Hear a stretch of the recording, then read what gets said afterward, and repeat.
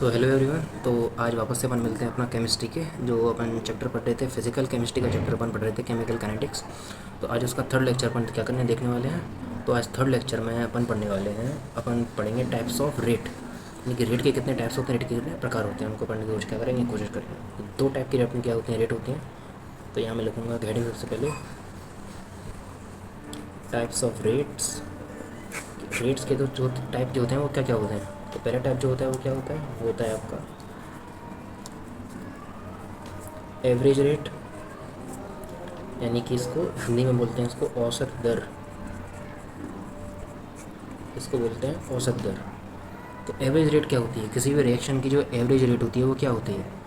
जैसे मैं अगर आपसे कहूँ फॉर एग्ज़ाम्पल, एक गिवन इंटरवल में आपको ये बताना है कि आपकी जो प्रोडक्ट की जो कंसंट्रेशन है वो किस तरह से चेंज हो रही है। एक गिवन इंटरवल में मान लो मेरे पास एक T1 टाइम था, T1 टाइम पे मेरी प्रोडक्ट की जो इंटरवल थी, वो जो कंसंट्रेशन थी वो कितनी थी, C1 थी। T2 टाइम पे उसकी कंसंट्रेशन होगी C2। तो मेरे से पूछा है कि जो प्रोडक्ट है उसके ख़त्म होने की या फिर उसके बनने की, यानी कि या तो उस प्रोडक्ट का क्या हो, जैसे मान लो मेरे पास रिएक्शन है A अबाउट B। अब ये जो चीज़ A की भी हो सकती है, B की भी हो सकती है, डिपेंड करता है आप किसकी बात करें। अगर मैं A की बात करता हूँ तो A की बात करने पर अगर मैं कहूँ कि फॉर A मेरे को A की रेट फाइंड आउट करनी है कि A की जो एवरेज रेट है वो क्या है। तो A की एवरेज रेट क्या होगी, तो वो किसके इक्वल होगी। अगर मैं A का इसको कहूँगा तो मैं क्या कहूँगा कि A का जो कंसंट्रेशन वो क्या करता है, टाइम से डिक्रीज़ करता है, यानी कि मेरा C2 क्या होगा, C1 से क्या होगा, सॉरी मेरा C2 क्या होगा, C1 से छोटा होगा। और B के लिए अगर मैं बात करूँ तो मेरा C2 क्या होगा, C1 से ज़्यादा होगा। तो ये डिपेंड करता है कि आप A के लिए बात कर रहे हो कि B के लिए बात कर रहे हो, ठीक है।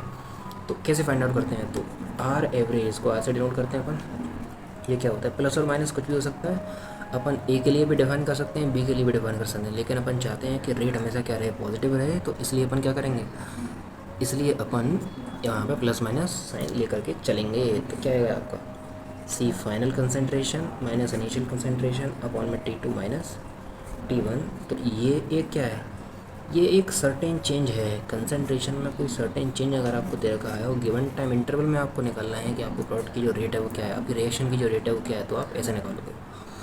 तो यहाँ पे वो क्या दे रहेगा, मेनली डिफरेंस क्या होता है, देखो एक होती है एवरेज रेट, एक होती है आपकी इंस्टेंटेनियस। एवरेज रेट में अपन को एक दो डिफाइंड इन टाइम दिए रहेंगे। जैसे ग्राफ की फॉर्म में समझे तो कैसे समझेंगे इसको, मान लो एक ग्राफ दिया है आपको इस तरह से, ठीक है। मैं पहले ग्राफ ए के लिए बना रहा हूँ यहाँ पे। तो ए के लिए ग्राफ यहाँ पे क्या है, मेरा टाइम एक्सेस आएगा, यहाँ पे मेरा आएगा ए की कंसंट्रेशन का एक्सेस। ए की कंसंट्रेशन टाइम ज़ीरो पे कितनी थी, यहाँ थी, लेकिन टाइम जैसे ही बढ़ता गया है, ये आपको क्या हो गया, ज़ीरो हो गया। तो मेरे को कोई टाइम दिया है, मान लो यहाँ पे सबसे पहले T1 टाइम दिया था, यहाँ पे मेरे को मिला कोई T2 टाइम, और इस T1 टाइम पे ए की कंसंट्रेशन A1 थी और T2 टाइम पे इसकी कंसंट्रेशन E2 थी। और अब मेरे से पूछा जाए कि ROD ऑफ ए क्या हुआ, यानी कि ए की जो दर होगी, ए की जो डिसिपेरेंस की जो रेट होगी वो क्या होगी। तो मैं क्या लिखूँगा इसको, सीधा सीधा ROD ऑफ ए क्या होगा, इसका जो इसमें कितना चेंज आया, किसके रिस्पेक्ट में, टाइम के रिस्पेक्ट में। तो ये क्या आएगा आपका, minus of A2 minus A1 divided by T2 minus T1। तो ग्राफ से अपन कैसे समझेंगे, इस तरह से समझेंगे, ठीक है। तो ये अपना क्या हो गया आपका, ये अपना हो गया एवरेज रेट। इसके बाद अपन पढ़ने वाले अपन इंस्टेंटेनियस रेट। जैसे एक बात और अगर मैं समझने की कोशिश करूँ तो मैं क्या बोलूँगा कि ये बीच का गैप कितना हो जाएगा, T2 माइनस T1, और ये जो लेंथ है वो कितनी हो जाएगी आपकी, A1 माइनस A2। तो यहाँ पर क्या दिख रहा है आपको कि ये वाली लेंथ और ये वाली length, this divided by this. तो अगर मैं यहाँ पर कोई लाइन खींचूँ यहाँ पे इस तरह से, और ये लाइन इसके साथ में थीटा एंगल बनाए, तो इसका अगर मैं टेन थीटा निकालता हूँ तो वो क्या निकल करके आएगा, वो सेम ही निकल करके आएगा, A2 minus A1 divided by T2 minus T1। तो ये रेट और कुछ नहीं है, ये क्या है इसका, ये इसका स्लोप है। यानी कि जिस पॉइंट पे आप देख रहे हो वहाँ से क्या करो, आप लाइन खींचो, लाइन के बाद आप एंगल बनाओ, उस एंगल का अगर आप टेंजेंट ले लेते हो तो वही क्या है, इसका रेट है। तो यही क्या है, इसका रेट हो जाएगा। तो एक और तरीका इसको निकालने का यही है इसका, लेकिन ज़्यादातर यूज़ किस में होता है, लेकिन यहाँ भी यूज़ ज़्यादातर पर नहीं करते। इसका यूज़ ज़्यादातर होता है इसका क्या, इंस्टेंटेनियस रिएक्शन की रेट फाइंड आउट करने में। तो अब अपन पढ़ने वाले हैं इंस्टेंटेनियस रेट क्या होती है। तो इंस्टेंटेनियस रेट अपन पढ़ने वाले हैं। तो इंस्टेंटेनियस रेट में क्या और इसमें क्या डिफरेंस है। इंस्टेंटेनियस रेट आपसे अगर कोई पूछता है कि किसी इंस्टेंट पे आपको रेट बतानी है, इंस्टेंट पे यानी कि किसी भी गिवन पॉइंट ऑफ टाइम पे आपको रेट बतानी है, वहाँ पे आपको कोई भी दो टाइम गिवन नहीं रहते। जैसे T1 और T2 यहाँ पे तो आपको गिवन टाइम दी थी, आपको इन दोनों के बीच में बताना था कि मेरा जो प्रोडक्ट है वो उसकी कंसनट्रेशन कैसे चेंज हो रही है। लेकिन यहाँ पे मैं क्या बोलूँगा, मैं यहाँ पे बोलूँगा कि T1 nearly equal to T2, but वो इक्वल नहीं है। मैं बोलूँगा कि इन दोनों का जो डिफरेंस है T1 माइनस T2 वो क्या है, ज़ीरो की तरफ टेंड कर रहा है। तो इस वाले केस में अगर आपसे पूछा जाए कि कंस के जो रिएक्शन की जो रेट होगी वो क्या होती है, उसको ऐसे निकालते हैं, तो उसको निकालने का भी यही तरीका है कि आर किसी भी इंस्टेंट पे अपन कैसे निकालेंगे, तो भी क्या होगा प्लस माइनस, क्योंकि अगर टाइम में बहुत कम चेंज आया है तो कंसंट्रेशन में भी बहुत कम ही चेंज आएगा। जैसे T1 पे कंसंट्रेशन C1 थी और T2 पे कंसंट्रेशन C2 है, तो इन दोनों का डिफरेंस में मैं बोलूँगा कि किस तरफ जाएगा, ज़ीरो की तरफ जाएगा। लेकिन होगा कुछ ना कुछ डिफरेंस, लेकिन जाएगा वो ज़ीरो की तरफ।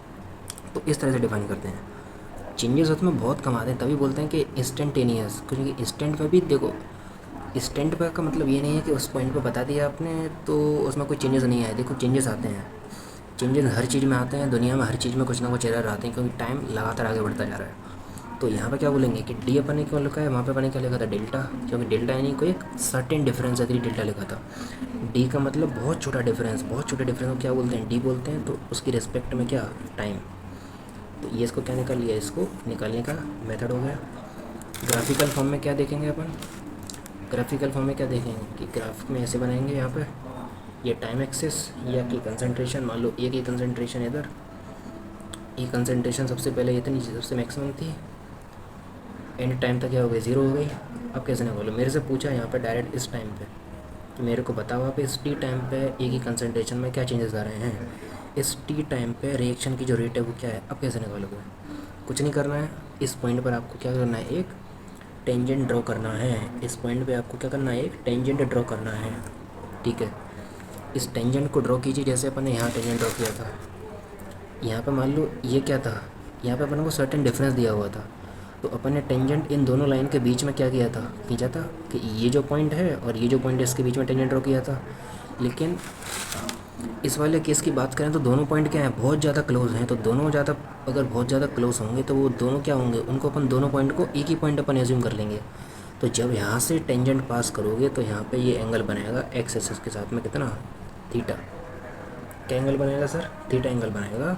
और इस थीटा एंगल का ही जो स्लोप होगा, जो इसका ढाल होगा, वही क्या है मेरा, वही मेरा क्या है, इस रिएक्शन का रेट है। तो यहाँ से मैं क्या लिख सकता हूँ कि टेन थीटा ही क्या होगा, मेरा इस रिएक्शन की रेट होगी, वो जो कि क्या होगी, D of C divided by D T. तो यही क्या है, मेरी रिएक्शन की रेट है। कौन सी रिएक्शन की, इंस्टेंटेनियस रिएक्शन की। मेथड दोनों में क्या लगाया कि आप एंगल निकालेंगे, उसका टेंजेंट निकालेंगे, वहाँ से आप क्या निकालोगे, रेट की वैल्यू निकालोगे, किसी के लिए भी, ए के लिए निकालनी हो या फिर बी के लिए निकालनी हो। तो ये अपने दोनों मेथड हो गए। आशा करता हूँ आप सबको अच्छे से समझ में आ गया होगा। तो एक क्वेश्चन करते हैं इसके ऊपर अच्छा सा। तो क्वेश्चन अपने पास क्या है, क्वेश्चन अपन को दे रखा है कि for reaction X A give out Y B, एक ए गिबाउट वी की एक रिएक्शन है जहाँ पर ए का जो स्टोइकोमेट्रिक कोएफिशिएंट है वो ए है और बी का क्या है, वाई है। तो इस रिएक्शन पर अपन को एक रिलेशन दे रखा है क्या, कि log of minus d a by D t equal to log of d b by D t plus 0.3010। तो यहाँ पे फाइंड करना है आपको एक्स अपन वाई की वैल्यू क्या होनी चाहिए, एक्स अपन वाई यानी ए और बी के स्टोइकोमेट्रिक कोएफिशिएंट का क्या रेशियो अपन को चाहिए यहाँ पे। और सीधा सीधा यहाँ पे दे रखा है आपको कि log base 2, log base E of 2 की वैल्यू कितनी होती है, 0.3010। तो इसको सोल्व करेंगे तो कुल मिला क्या करेंगे, सबसे पहले क्या लिखेंगे, इसका रेट का इक्वेशन लिखेंगे, क्या होगा वो होता है आपका क्या, ए का लिखेंगे तो क्या लिखेंगे, माइनस डी ए बाई, क्योंकि minus d a by D T, और उसका स्टोइकोमेट्रिक कोएफिशिएंट आएगा कहाँ, नीचे। और ये चीज़ आपकी इक्वल होगी क्या की, डी बी बाई इसका स्टोइकोमेट्रिक कोएफिशिएंट क्या आएगा, नीचे आएगा अपॉन में बाई डी टी, ठीक है। यहाँ से क्या निकाला, यहाँ से सिंपल बोल देंगे कि minus d a over d t equal to ये आएगा आपका x upon y d v by D t, ठीक है। यहाँ क्या करेंगे, दोनों तरफ लॉग ले लेंगे, लॉग बेस ई क्या होगा यहाँ पे, सबसे पहले minus d a by D t equal to log a plus log b, तो क्या हो जाएगा यहाँ पे, पहले अपन लिख लेंगे उसको log d b by t t plus log x upon Y.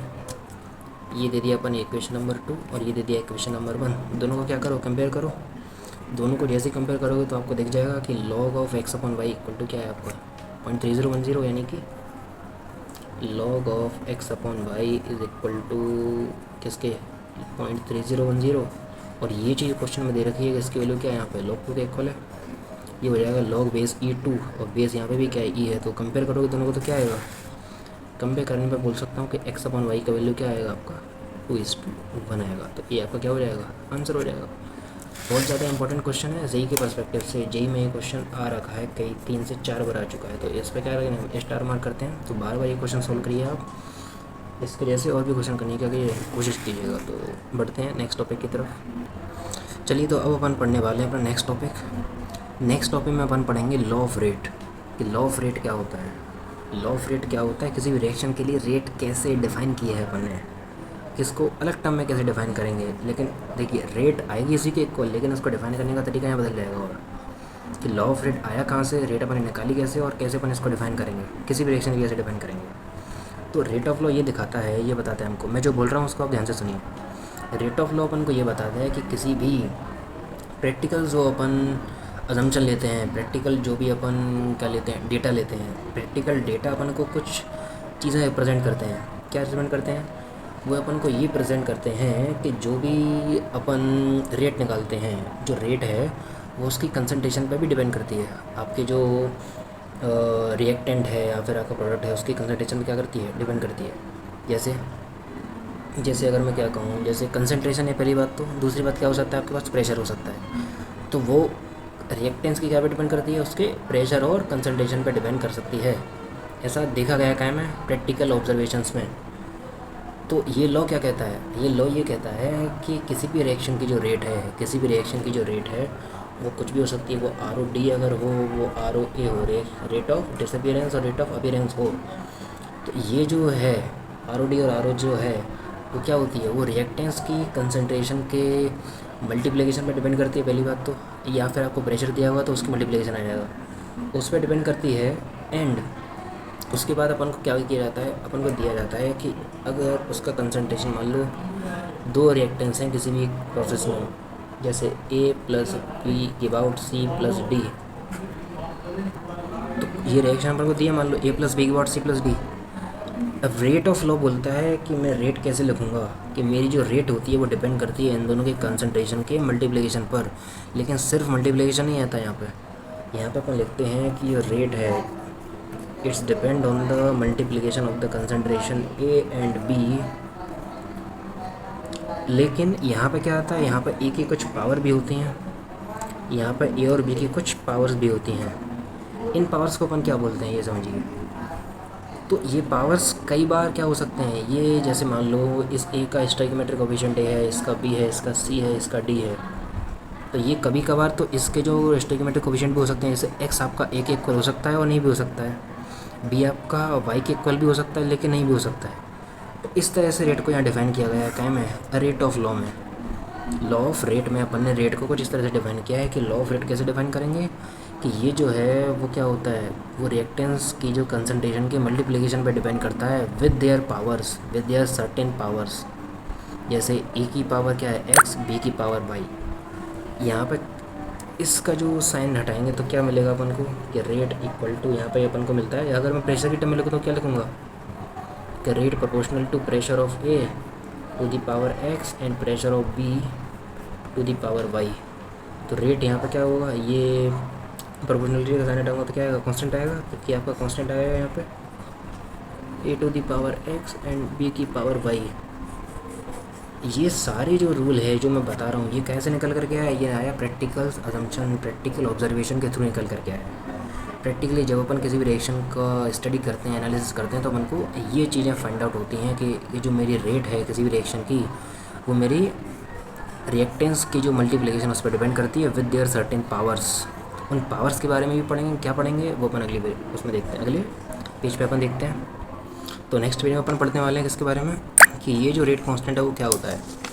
तो रेट कांस्टेंट क्या होता है यहाँ पे, अगर मैं यहाँ से देखूँ कि रेट कांस्टेंट की वैल्यू मैं कैसे लिखूँगा, तो यहाँ पे क्या आएगा, K equal to rate upon A का कंसंट्रेशन इंटू B का कंसंट्रेशन। तो ये मेरा आएगा इक्वल का K इक्वल टू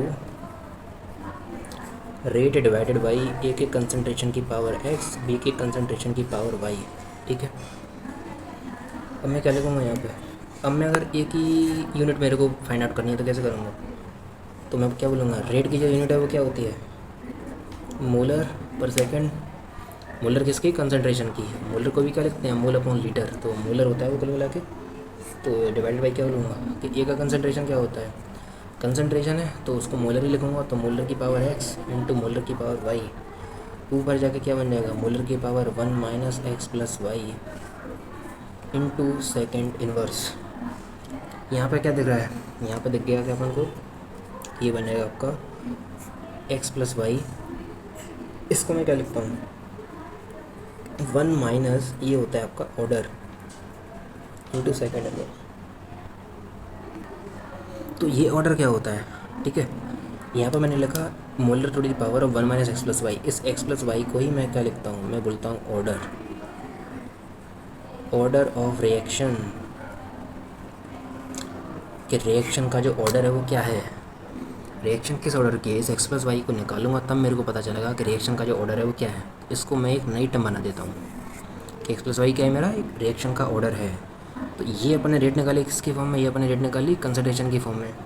मेरे को बोलेगा कि अगर मैं प्रेशर की फॉर्म में निकालूँ तो कैसे निकालूंगा? यहाँ पर सिंपल सिंपल क्या रखूँगा? ऊपर rate divided by P A की power X and pressure of B की पावर वाई। सिंपल निकलेगा क्या कि प्रेशर का जो यूनिट है वो क्या? A T M. तो A T M to the power of 1 minus order into second inverse. Same आएगा, यहाँ पे भी ऑर्डर आएगा लेकिन चेंज क्या हो जाएगा? कंसनट्रेशन से चेंज हो जाएगा क्या में? ए टी एम में, यानी प्रेशर में। तो इस तरह से क्या किया अपन ने, जो अपना रेट कांस्टेंट था, क्या ये रेट कांस्टेंट बोलते हैं इसको, रेट कांस्टेंट की यूनिट अपन ने फाइंड आउट की दोनों केसेस में। कंसनट्रेशन दिया उस फॉर्म में या फिर प्रेशर दिया उस फॉर्म में। तो किसी भी रिएक्शन का ऑर्डर क्या होता है? तो अपन ने क्या लिखा था यहाँ पे? 1 माइनस ऑर्डर, यानी एक्स प्लस वाई का जो वैल्यू था वो क्या था? उस ऑर्डर के इक्वल था। तो रिएक्शन का ऑर्डर क्या होगा? तो रिएक्शन का ऑर्डर ही क्या होता है? एक्स प्लस वाई होता है। जो भी रिएक्टेंस की जो पावर्स होती हैं उनका सम ही क्या होता है? उस रिएक्शन का ऑर्डर होता है। अब वो पावर होती हैं वो एक से ज़्यादा हो सकती है, कितनी हो सकती है? जैसे अगर मैं बोलूँ फॉर एग्जांपल मेरे पास एक रिएक्शन है आर इक्वल टू, उसके लिए मैंने क्या लिखा? उसके मैंने लॉ ऑफ रेट लिखा, तो निकला मेरा क्या? ए की पावर एक्स बी की पावर वाई। तो मैं क्या बोलूँगा कि यहाँ पर रिएक्शन की जो ऑर्डर है, ऑर्डर ऑफ रिएक्शन, वो तो इक्वल है मेरा एक्स प्लस वाई के। ठीक है, तो यहाँ पे रिएक्शन का जो ऑर्डर है वो क्या? एक्स प्लस वाई है। लेकिन अगर मैं बोलूँ कि ए की रिस्पेक्ट में जो ऑर्डर है वो क्या है, तो ए की रिस्पेक्ट में ऑर्डर है मेरा एक्स और बी की रिस्पेक्ट में मेरा ऑर्डर है क्या है? वाई। तो इस तरह से बोलेंगे क्या? ए की रिस्पेक्ट में ऑर्डर क्या है? यहाँ पे एक्स है, बी की रिस्पेक्ट में ऑर्डर क्या है? वाई है। लेकिन टोटल रिएक्शन का ऑर्डर बोलूँगा तो वो क्या हो जाएगा? इन दोनों का सम, यानी एक्स प्लस वाई, जो कि यहाँ मैंने लिखा था। तो अब एक इम्पॉर्टेंट नोट अपन यहाँ लिखेंगे। नोट में अपन लिखेंगे कि जो ऑर्डर की जो वैल्यू है, किसी भी रिएक्शन के ऑर्डर की जो वैल्यू है, द वैल्यू ऑफ ऑर्डर, किसी भी ऑर्डर की जो वैल्यू है वो क्या क्या हो सकती है? वो ज़ीरो हो सकती है, वो पॉजिटिव हो सकती है, वो नेगेटिव भी हो सकती है, वो एक्स अपॉन वाई यानी कि कुछ फ्रैक्शन की फॉर्म में भी हो सकती है, और वो इंटीजर भी हो सकती है। तो ये सारी वैल्यू क्या ले सकता है? ऑर्डर ले सकता है। कोई इसमें क्या बोलूँ मैं, कोई दो राय नहीं है। तो ये सारी वैल्यू क्या ले सकता है? ऑर्डर ले सकता है। ज़ीरो भी हो सकती है उसकी वैल्यू, पॉजिटिव हो सकती है, नेगेटिव हो सकती है, फ्रैक्शन हो सकता है। तो फर्स्ट ऑर्डर का अगर मैं बताऊँ कि फ़र्स्ट ऑर्डर के लिए मैं अगर मेरे को निकालना है क्या, मेरे को रेट कांस्टेंट की जो यूनिट है वो निकालनी है, तो क्या निकालूंगा? तो वैसे फर्स्ट ऑर्डर के लिए क्या लिखूँगा? और फर्स्ट ऑर्डर सिंपली क्या लिखता हूँ कि n to the power 1 minus order into second inverse. तो फर्स्ट ऑर्डर का मतलब यानी कि ऑर्डर इसमें 1 हो जाएगा, तो 1 हो जाएगा। इसका मतलब 1 minus 1 0, m to the power 0 is 1, यानी कि सेकेंड इनवर्स आ जाएगा। सेकेंड ऑर्डर के लिए क्या बोलूँगा कि m की पावर 1 माइनस 2 सेकेंड इनवर्स, यानी क्या बचेगा आपका? ये बचेगा आपका मूलर सेकेंड इनवर्स, सॉरी ये बचेगा आपका मूलर इनवर्स सेकेंड इनवर्स। आपको बोला जाए कि ज़ीरो ऑर्डर के लिए निकालो तो क्या निकालोगे? मूलर की power 1 minus 0 into second inverse, तो ये क्या निकलेगा आपका? Müller second inverse. तो तीनों रिएक्शंस के लिए first order, second order, third order, कितनी भी ऑर्डर की हो सकती है, फोर्थ ऑर्डर का रिएक्शन हो, nth ऑर्डर, किसी भी nth ऑर्डर का, तो वहाँ क्या लिखूँगा मैं, m(1 - n) अगर उसका ऑर्डर है तो उसका जो यूनिट होगा, किसका यूनिट, रेट कांस्टेंट का जो यूनिट होगा वो क्या होगा, वो इस तरह से हो जाएगा। तो ऑर्डर की वैल्यू कुछ भी हो सकती है, पॉजिटिव, नेगेटिव, यानी कुछ भी हो सकता है। तो इस तरह से अपन क्या करेंगे, ऑर्डर को डिफ़ाइन करेंगे, उसकी यूनिट को डिफ़ाइन करेंगे। तो आज की वीडियो में सिर्फ इतना ही, तो मिलते हैं अपन नेक्स्ट वीडियो में। तो प्लीज़ अगर आप हमारे चैनल पर नए हैं तो हमारी वीडियोज़ को लाइक कीजिए, शेयर कीजिए, हमारे चैनल को सब्सक्राइब कीजिए। Thank you.